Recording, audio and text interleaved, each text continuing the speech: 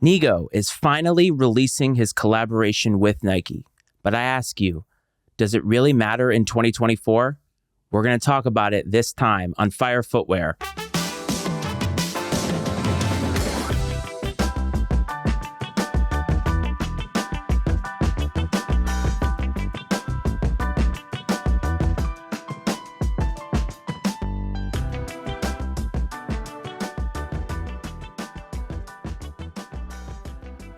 Welcome back to Fire Footwear, everybody. As always, I'm your host, Matt Freites, and I hope that this finds you well. Today, we're going to talk about Nigo finally releasing his collaboration with Nike. Nigo is somebody who takes up a space in the sneaker community that not many people take up. You could argue that maybe he is on the Mount Rushmore of sneaker designers and collaborators. Ever since he created Bape in 1993, he has been a mainstay in sneakers, streetwear, fashion, music, you name it. He's done just about everything that there is to do in the industry, and really, his name and his work speaks for himself. Say my name.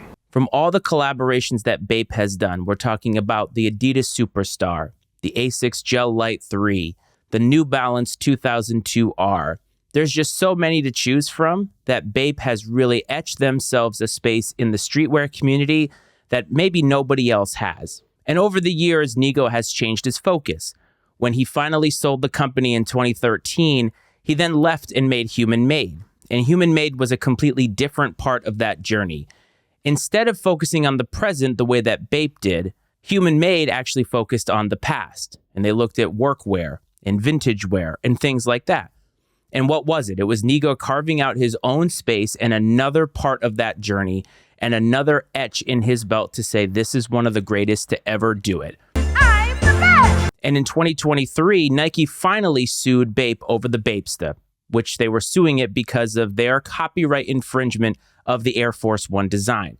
And obviously, if you look at the two, there's really no denying that there is a ton of similarity.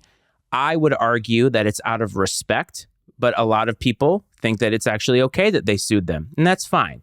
Nike has gone on a ton of lawsuits recently to try to make sure that they are claiming as many dollars as they can off the designs that they have created. And then in 2024, they settled that lawsuit. And they settled it and then announced that Nigo finally, after 30 years, was going to be working directly with Nike. Some have wondered if maybe this was a part of the settlement, and maybe that's true. All I know is that it was something that felt like a long time coming. And recently, he released his take on the Air Force 3. You heard that right, the Air Force 3. The Air Force One, even though it has now aged not as well as some people maybe think that it has, is something that is unprecedented in the sneaker space. It holds a place similar to Nigo, actually, that many other shoes don't.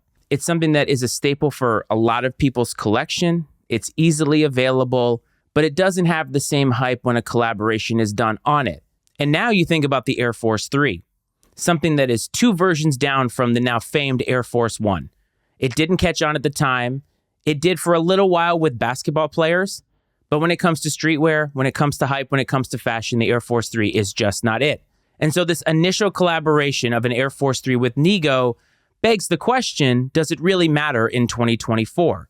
Does the sneaker community care about Nigo the way that it once did? And do they care about Nigo enough to buy an Air Force 3?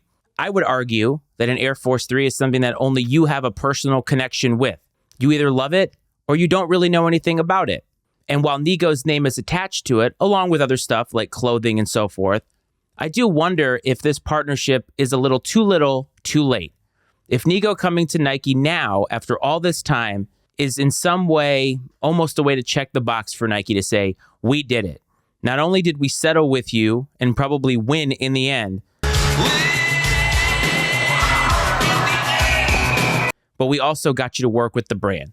But I think in the end, it really doesn't matter that much. And Nigo is like Teflon. He's untouchable. I don't think he really cares about the Air Force 3 in a way that cements his legacy. I think that he designed this shoe the way that it did. And honestly, it was a well-designed shoe. It took a lot of risks, and that's something that I ask for in sneaker designs these days. But one of the things that you can't say about it is that it's something that is familiar. And I think that Nigo feels a personal connection to that shoe, but I'm not sure how much that translates to the culture at large. I want to know what you think. Let me know down in the comments. You can also call the Fire Footwear hotline, area code 202-643-9170.